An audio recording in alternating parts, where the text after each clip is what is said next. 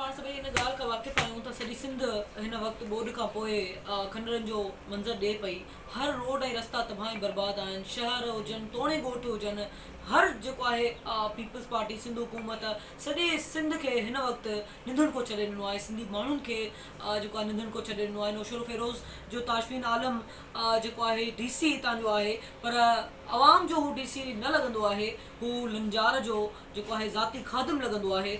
हू सिंध दुश्मन आहे, हू जेको आहे नौशरो फ़िरोज़ जे आवाम सां जेको आहे आवाम दुश्मन आहे। इन करे जेको आहे हिन ॿोॾि खां हिन ॿोॾि में जेका करप्शन थी आहे, जेको आवाम जे नाले ते पैसो आयो त उन्हनि जी का वाहर कजे, का ॿोॾि मुतासिरनि जी वाहर कजे। हिन वक़्तु हिकु तरफ़ त सिंध जा जेको आहे झांगेड़ा, हिन वक़्तु हिकु त उन्हनि जा घर किरी पिया आहिनि, हुननि वटि छतूं न आहिनि, हिकु ॿिए तरफ़ बीमारियूं घर करे वियूं आहिनि। हू जेको आहे रोडनि ते अची विया आहिनि, पर को हुननि जी वार करण वारो न आहे। चूंडियल नुमाइंदा जेका आहिनि उहे लंजार जे पोयां आहिनि। नौशरो फ़िरोज़ ज़िले में ज़रदारी माफ़िया जेको आहे, ज़रदारी जेको आहे ही ज़िलो लंजार खे ठीके में ॾेई छॾियो आहे। इन करे जेको आहे ताशफीन DC हूअं त DC आहे, आवाम जो जेको आहे हिन वक़्तु ताईं न किथे पाणी कढियो वियो आहे। ॿोॾि जो पाणी हिन वक़्तु ताईं ॻोठ में खे जेको आहे माण्हुनि खे मफ़लूज करे छॾियो आहे। हिकु जॻह ते हू महदूद आहिनि, बुख बदहाली जो शिकार आहिनि। इन करे जेको आहे सुभाणे सूमर जे ॾींहुं 12 बजे DC ऑफिस जे साम्हूं